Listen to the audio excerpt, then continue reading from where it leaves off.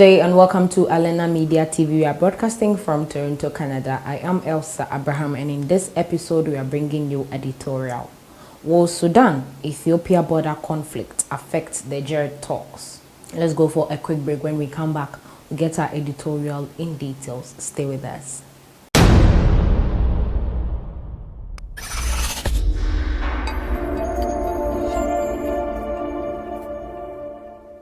Welcome back from that short break. Ethiopian ambassador to Sudan, Ibeltal Aimeru, warned that his country would take the necessary measures if Sudan does not respond to calls for a peaceful and friendly solution to the border disputes between the two countries in Al-Fashqa region.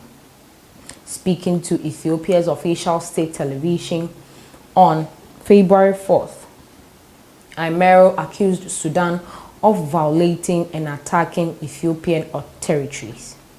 Aimeru's statement came after the Sovereignty Council of Sudan asserted in a press statement February 1st that it will not relinquish any part of the Sudanese authorities' territories on the borders with Ethiopia, stressing that Sudan believes in a peaceful solution with Ethiopia and that the war option is not on the table. The dispute over Al-Fashqa dates back decades. The disputed territory lies within the international border of Sudan, but Ethiopian farmers have been living and exploiting the region for a long time now. In late 2020, clashes broke out between Ethiopian and Sudanese forces and lasted for weeks. In late January, limited clashes erupted again between Ethiopia and Sudan, with Ethiopia claiming that Sudan took advantage of the Ethiopian forces' preoccupation with the Tigray conflict to occupy Ethiopian territories. The border dispute is not the only point of contention between Ethiopia and Sudan. The Grand Ethiopian Renaissance Dam issue has been going downhill with the failure of the last round of negotiations between Ethiopia, Egypt, and Sudan on January 10, upon Sudan's insistence on changing the method of negotiation and expanding the role of African Union, the AU expects to enable them to play a key role in facilitating the negotiations and bridging the gap.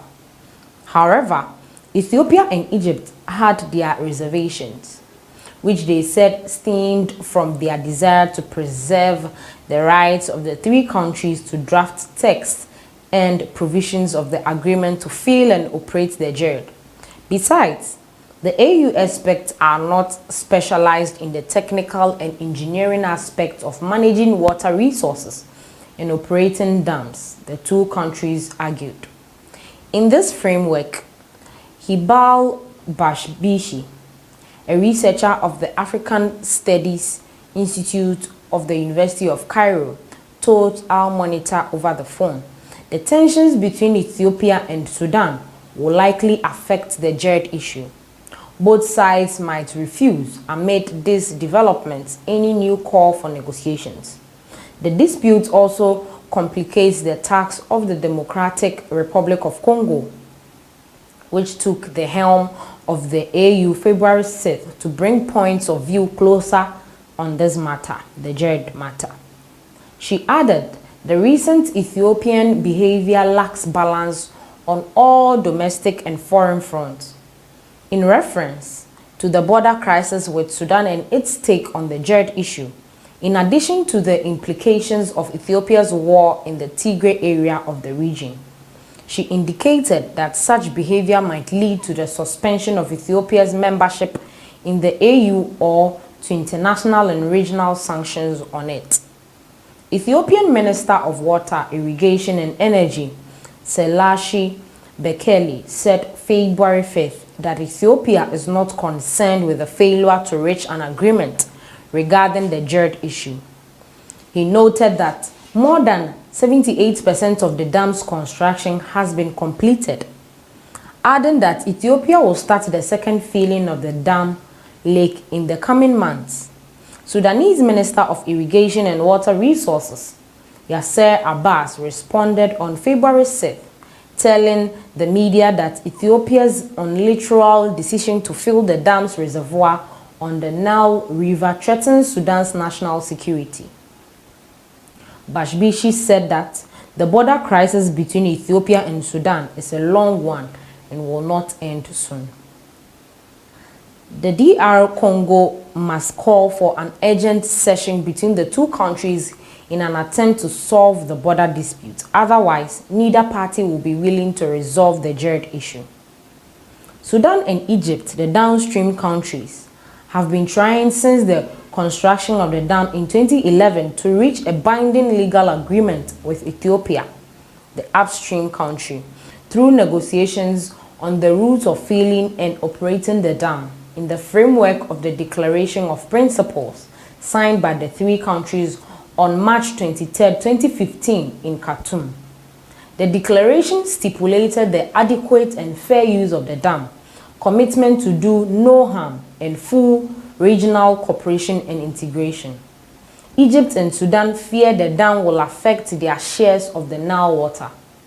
Egypt, which suffers from water scarcity, fears a decrease of its share in the Nile water, which amounts to about 55.5 billion cubic meters as a result of the dredge which Ethiopia began to build in 2011 on the Blue Nile in an area located on the Ethiopian-Sudanese borders at an estimated cost of $4.6 billion and a maximum capacity of 74 billion cubic meters.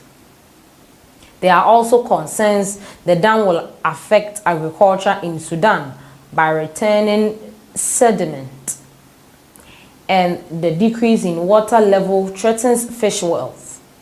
Ethiopia claims that the dam is necessary for its economic development, as it would supply Ethiopia and some neighboring countries with large quantities of electricity.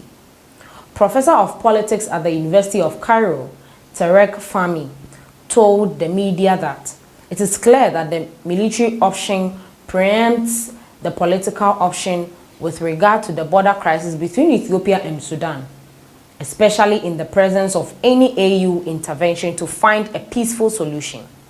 Fahmy does not believe new negotiations will take place now for several considerations, including the fact that Ethiopia is planning to begin the second phase of the dam's filling in the coming months, and new negotiations cannot be held because they will be useless. Still, Ethiopia announced it has nothing to do with abstracting the negotiations, and Sudan's situation does not allow engagement in new rounds of negotiations at this timing, he added. Fahmy expects DR Congo to declare the failure of the tripartite negotiations between Sudan, Ethiopia, and Egypt in reaching an agreement on operating and managing the dam. The crisis will then be internationalized before the UN Security Council, he said. This is where we end today's episode on editorial. Make sure you like, share, comment. Let us know your thoughts on this particular episode. Thanks for watching.